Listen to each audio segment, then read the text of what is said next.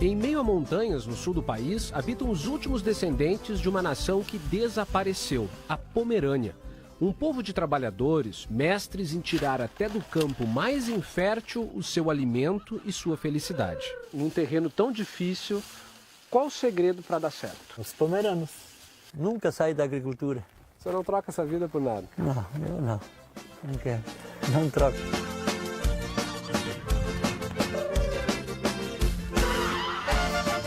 A maior herança preservada por estes imigrantes foi o idioma. A maioria é bilíngue, fala português e pomerano. Dona Gisela, de 82 anos, é um dos poucos descendentes que fala apenas a língua dos antepassados. Como a dona Gisela não fala português e eu também não falo pomerano, pedi ajuda para a neta dela, a Márcia, ser a nossa intérprete nessa conversa. Dona Gisela, você acha a língua portuguesa muito difícil? Moeder, hij wil weten of het para ons vertellen zeer slim geweest is voor die. Ja, we blijven dan thuis van balen zo.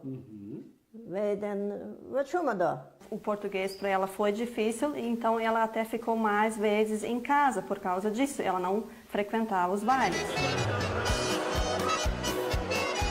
As festas dos pomeranos são famosas. Os casamentos, por exemplo, geralmente duram 3 dias. A comunidade também gosta de se reunir em cafés coloniais, com muita conversa e jogo de cartas. Esse momento é especial para você? É sempre especial, é sempre da comunidade. Todos os pomeranos juntos e reunidos. A Pomerânia é uma região que hoje está localizada no norte da Alemanha e da Polônia, na costa sul do Mar Báltico. Por volta de 1860, parte dos moradores migrou para outros países, como Estados Unidos, Canadá e Brasil. As famílias rurais, os trabalhadores rurais, pomeranos eram muito grandes, não era incomum famílias com 10, 11, 12 filhos. E, de repente, começou a faltar terra e trabalho. Este advogado, que já viajou a Pomerânia para estudar a região, conta que o povoado foi dizimado depois da Segunda Guerra Mundial, quando os poloneses tomaram suas terras. Há historiadores que dizem que essa marcha para o oeste, para o território alemão, naquele inverno cruel, teria causado a morte de 500, 600 mil pomeranos. E foi, então, neste momento, em que a Pomerânia, como uma entidade política, desaparece. A cultura pomerana, que agora corre risco de desaparecer, tem mais de 1000 anos. Fotos de casamentos de décadas atrás ainda mostram um hábito antigo das noivas, casar com vestido preto. Alguns exemplares são preservados neste museu. Como os pomeranos foram servos do feudo, a primeira noite de núpcias da noiva tinha que ser obrigatoriamente com o senhor feudal. Então, em sinal de protesto, de luto, a noiva usava o preto. Foi em um tradicional casamento que Almira e Rudi se conheceram. As fotos antigas reavivam as memórias do casal, que está sempre de bom humor. Nesse casamento aqui, vocês começaram a namorar. Sim. A senhora lembra como é que ele puxou conversa com a senhora? Nós nem conversamos. Não, Nem precisava começar. nós começamos a namorar. Nós estava namorando naquele tempo. Ela aprendeu a costurar aqui no Castor. Tem, está tudo nisso. Começaram a falar pomerano, eu não entendi mais nada. Vocês viram como é que eles são? Quando eles querem falar alguma coisa entre eles, eles falam em pomerano e eu não entendo, entendeu? Não entendi. Com mãos habilidosas, Dona Almira confecciona a estrela pomerana, artesanato tradicional feito de retalhos. E o casal sempre fez questão de falar pomerano com os filhos e netos. E foi assim que toda a família aprendeu o idioma. Tem orgulho de fazer parte da comunidade pomerana? Tenho.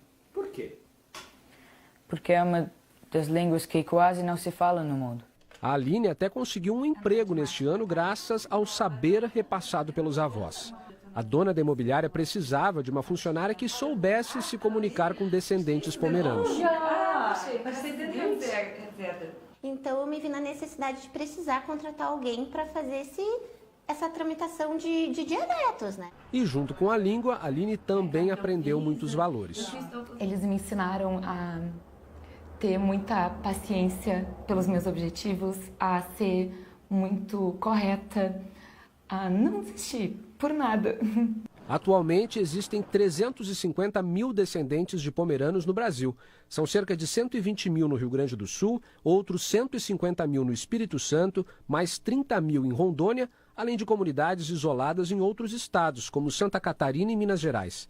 Não há estimativa de pomeranos em outros países, porque os descendentes foram integrados a outras culturas e acabaram perdendo seus costumes. A gente está chegando aqui nos fundos da propriedade rural da família da Márcia, onde tem essa casa. Foi construída há mais de 100 anos, né, Márcia? Isso, mais de 100 anos. Quem que construiu essa casa? Foi o meu bisavô. Assim como os descendentes italianos e alemães, os pomeranos também foram perseguidos durante a Era Vargas. Uma história que a Márcia ouviu muitas vezes. Chegaram a cavalo, invadiram a casa de noite e retiraram os pertences, a roupa e armas.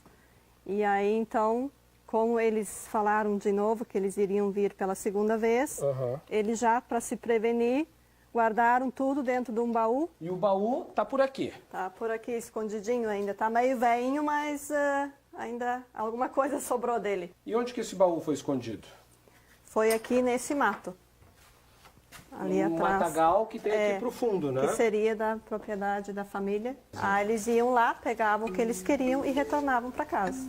Falar pomerano também era proibido durante aqueles anos difíceis da década de 40. Fora de casa só podiam falar português. Podia, mas quem não sabe tem que ficar quieto. Sabia. E nessa época vocês falavam bem português ou ainda não? Não, fecha. Quase não. O Alex, está desmecto seu gal, até upsi. Nos últimos anos, as escolas públicas das comunidades pomeranas do Rio Grande do Sul tentam fortalecer o vínculo com o passado por meio do ensino da língua. Eu acho importante por causa que isso foi trazido dos antepassados, né? Sempre falei, não vou acabar de falar, vou sempre falar, não vou me esquecer dessa língua nunca. O maior desafio é a escrita, já que o pomerano, em essência, sempre foi apenas falado.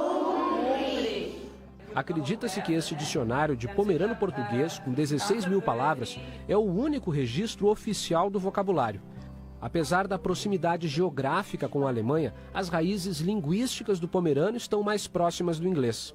Os anos se passavam e os nossos alunos estavam, digamos assim, com vergonha de serem considerados pomeranos, né? E aí, agora, de uns anos para cá, hoje, tu pode perguntar para qualquer um aluno aqui da Escola Martinho Lutero, eles têm orgulho de dizer que são pomeranos e valorizam a sua história. A vida de camponeses que os imigrantes tinham na Europa há muitos séculos ainda é preservada por aqui. Na cidade do Rio Grande do Sul, onde se fala pomerano regularmente, o índice médio de população rural é de 60%. Nesta propriedade, houve o resgate de um hábito antigo, a criação de gansos, uma das carnes mais nobres que existem hoje em dia. Quem cuida da criação é o seu Antônio, que usa o pomerano até para chamar os gansos. Ele come muita grama. Ele, de tardezinho e de manhã, dando um pouco de milho para ele está satisfeito. Passa o dia inteiro pastando. A carne de ganso é uma iguaria que na região custa cerca de R$ 80 o quilo. Restaurantes locais fazem pratos especiais com o ingrediente que já despertou a atenção de outros países. Tem cozinheiros que vêm da Alemanha para a região para resgatar os pratos típicos que ficaram perdidos. E aqui ainda é usado na casa do colono. Já a dona Marcilda prepara a tradicional cuca pomerano, uma receita que aprendeu com as gerações passadas. Ela já chegou a preparar 50 cucas em um só dia para um grupo de turistas. E a senhora não enjoa de comer cuca? Eu não gosto, né? A senhora não gosta de cuca? Não. Eu já gostei, né? Não gosto mais agora de tanto fazer, né? No pátio de casa, Marcilda também cultiva uma horta orgânica. Esse pepino a senhora colhe aqui na sua horta? Colhe na minha horta, né? Na minha horta, sem agrotóxico, né? É bem natural. Bem né? saudável. É saudável, sim. Tem muitos doces aqui, lindos, né? Todos em compotas. O que é esse aqui? Esse é o tradicional doce de figo que a maioria do pessoal, né, tem que ter na mesa na ceia de Natal. É verdade, é lindo, né? Deve ser delicioso.